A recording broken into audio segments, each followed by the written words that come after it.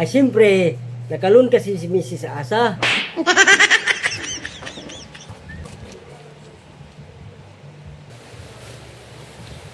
Sigurado, fried chicken na naman ang ulam nila parang Edwin. Hehehe.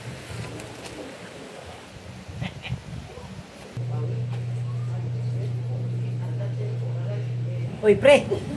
Magandang tanghali. Uy ba, ikaw pala, ano atin? Pre, mukhang masarap ulam nyo ah. Fried chicken. Ay siyempre, nakalun kasi si Mrs. Asa. Ah, ganun ba pre? Sana all paldo. Pre, baka pwedeng kahit balat lang ba? Ay, kulang lang to sa amin ba? Report mo naman pre. Kahit kunti nga lang. Sige pre.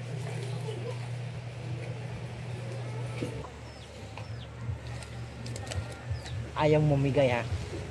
Kukunin ko yan. Para ako yung ulam ng fried chicken.